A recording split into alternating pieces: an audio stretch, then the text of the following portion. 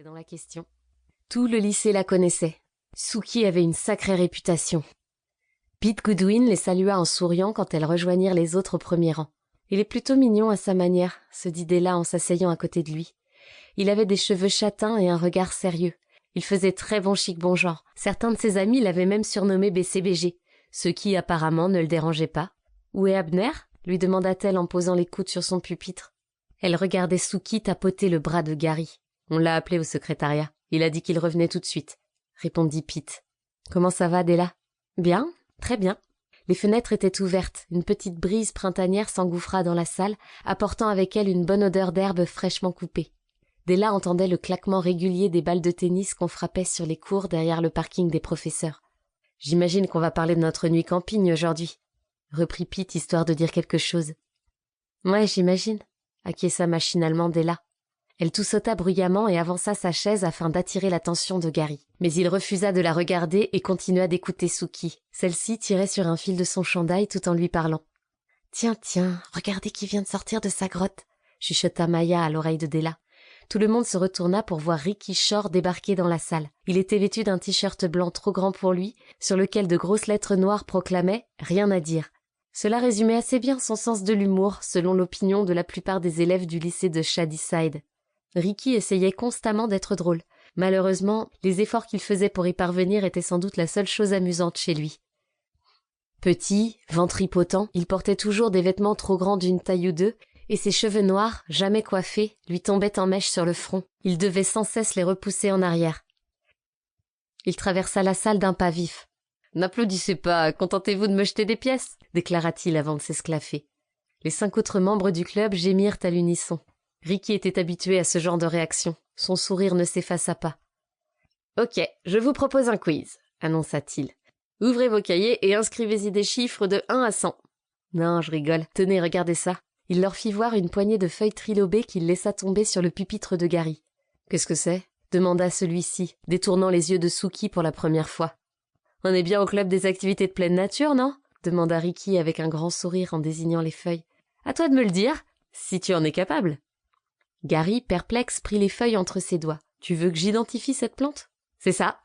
Tu es le président du club, à toi de jouer. » Gary approcha les feuilles de son nez, puis les examina sous toutes les coutures. « Allez, Gary, c'est dans tes cordes, » l'encouragea Pete. « Je parie que non, » rétorqua Ricky. « Ça vient d'un arbre, je suppose ?» dit Gary. « Un hêtre, un sassafras ?»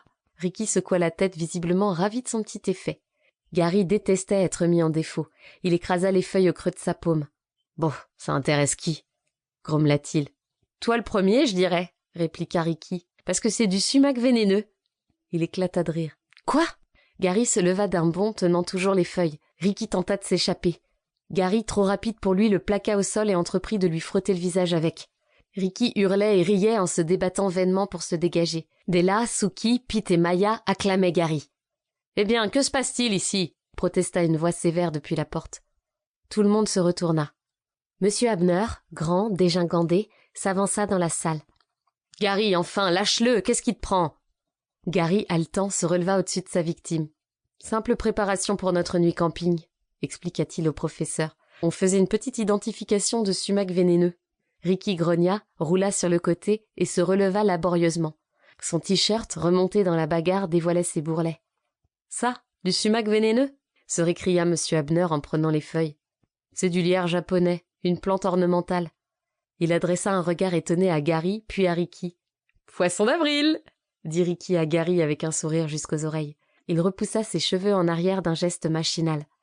La classe entière éclata de rire, surtout à cause de la tête que faisait Gary. « Il t'a bien eu » lui dit Sookie en l'invitant à se rasseoir. Gary afficha un sourire forcé pour ne pas perdre totalement la face devant elle. « Asseyez-vous tous, ce sera une réunion très courte, j'en ai peur. » annonça monsieur Abner avant d'aller à la fenêtre contempler le parking.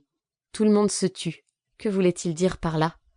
Lui, d'habitude si enjoué, semblait étonnamment sérieux. « Une affaire personnelle m'oblige à rentrer chez moi à Nashville, » leur apprit-il sans se retourner. « Je serai absent tout le week-end, je ne pourrai donc pas être là samedi pour notre nuit camping. » Sookie et Ricky lâchèrent un grognement de déception.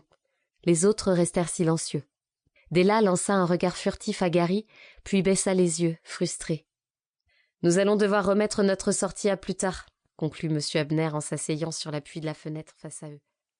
Pour continuer à écouter ce livre audio gratuitement, cliquez sur le lien dans la description et vous pourrez l'écouter en entier sans frais grâce à l'essai de 30 jours d'Audible.